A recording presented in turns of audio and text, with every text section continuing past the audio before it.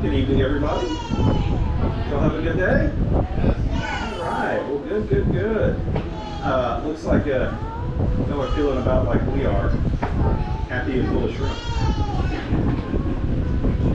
So, we've had our first full day here on the beach. Our theme about creation. Anybody experienced God today on the beach? Anybody got to experience anything special with nature? Good. One back there. All right. We're going to talk a little bit more about that today. Wanted to start something. There's a theologian in the Anglican Church that we all like to talk about, and he's really kind of transcended by, across all denominations. His name's C.S. Lewis. Folks might know C.S. Lewis. He says this about creation and Christianity and the sun. And of course, we've got a good, healthy, robust showing of the sun right here. He said he believes in Christianity as he believes that the sun has risen, not only because he saw it, but because he can see everything else. The sun bringing this light, illuminating all things for us. It helps us to see all of creation. Can you imagine what it would be like if there was no sun and looking at creation in the dark? He said that you don't see things of creation in the dark with the moon, the stars, but there's also things you can't see. It's a metaphor for life. Light to enlighten the nations, the sun lighting up the world, Jesus lighting up our lives. And then thinking about creation, we talked about we're going to look at several different ways about seeing creation and several different traditions that we have. Being part Native American, I thought I would look to some Native American tradition. This comes from a gentleman who died in 2011, he's born 1933, named Peter Blue Cloud. He's a Mohawk poet, native folklorist. He says about creation, will you ever begin to understand the meaning of the soil beneath your feet? From the grain of sand to the great mountain, all is sacred. Yesterday and tomorrow exist eternally upon this continent.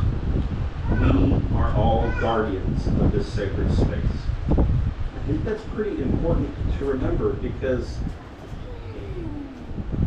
this has all been, can't say given to us because we can't really own this stuff in the way that we think we might, but it's kind of been leased to us.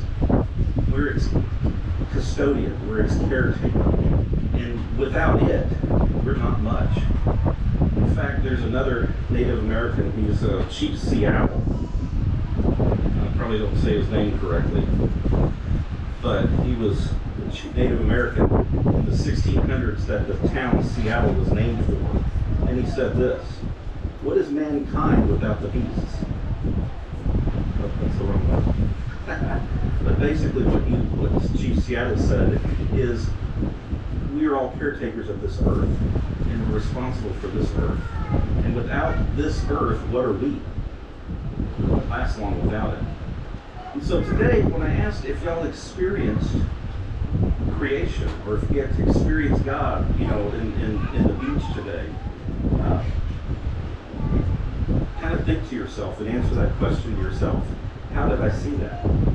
So earlier today, Donna and I were walking up the boardwalk here, and we just happened to glance down, and we saw this lizard. He had just kind of scampered up on a leaf, and had turned, and he was kind of partially on the leaf and on the deck, and he looked up at us, and I thought he was going to take off running. But he turned around and he looked at us, and he inflated his neck, and his big, beautiful red neck came out, and he was just looking at us. He came right up and was kind of sticking his tongue out like that, and I thought that was pretty neat. I thought that was an interesting thing. I went on later to remember lizards do that for 3 reasons. They do that, number one, to attract a mate. So I don't think he was looking at me or Donna in any type of amorous nature. but they also do it as a defense mechanism to say, hey, look, I'm here. And the other one is to defend their property and their territory. So I think the latter two are probably it. He was probably saying, hey, I'm here. This is my piece of ground. He was being protective of his space. He was being protective of his environment. I think that's something that we can learn from nature in that. Well, yesterday, when we were coming up here in the evening, there was a squadron of pelicans coming across right over here. I just saw them a little bit ago, but just yesterday I saw about 10 pelicans coming across. And they were all in formation, but it reminded me of a story about geese. And I connected it with, I think we hear our camp staff say silly goose. So I was thinking about geese in general already, and I remembered this, and Donna kind of helped me along with that too. Geese are interesting. You can take some lessons from geese and from nature because of them. Geese fly in formation, and when they do, they are 70% more efficient in formation, in that V-type formation. It creates lift. I think those of us that might know a little bit about aircraft, which is not me, I built paper airplanes, but when the air is flowing quicker across a wing, the wings are built to where it flows quicker underneath the wing, and therefore it pushes the body upward. And that's what lift is, and that's what makes an airplane fly.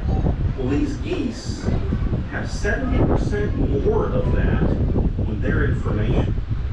And when one drops out of formation, it quickly loses that lift, and it creates drag. Drag is when there's more air flowing against the body and pushing it back. And that's what happens. And so the goose really figures out, silly goose, I better get back in formation. And so they quickly try to stagger up and get back in formation, and they get to where they're going a lot quicker and faster. Another lesson with geese that comes to us from creation is sometimes a goose has to drop out of formation. Sometimes a goose is ill or wounded. And when that goose is wounded, it drops down and starts to fly slower. And I don't think we realize this, that there's no less than one other goose, and most of the time two geese, that drop out of formation with that wounded goose, and they follow it to the ground and they stay with it until it heals or something else happens. But they drop down to take care of their wounded. That is a very important lesson from creation that we can remember and take hold of. Geese bring us that story. Taking care of our wounded. It's not only a responsibility, it's a privilege. And we take that lesson from creation. The other story I forgot. But these are things that we can remember. These are lessons we can look at from creation. We can learn about God from creation. What does God call us to do, to be? God calls us to take care of our creation, to defend our creation, like the lizard does. God calls us to stay in formation and put aside differences, and when we're all together and moving the same way, we can get there better and quicker as one than one that doesn't, that drops out of formation. And then if you have to drop out of formation, even if it's not your favorite goose in the flock, hover down with them, make sure they're okay until they're better to fly on their own again. I think there's a gospel message in that. I would call it the gospel of creation, or the gospel of the goose. So in that, those are things that we can remember about today, about creation, and we'll have some more to talk about tomorrow. And in that, I will close with scripture from the actual Bible instead of the gospel of the goose. We have a good lesson here from Job, the book of Job. And Job says this about animals and creation. But ask the animals, and they will teach you, or the birds in the sky, and they will tell you. Or speak to the earth, and it will teach you. Or let the fish in the sea inform you. Which of all these does not know that the hand of the Lord has done this? In his hand is the life of every creature and breath of all mankind.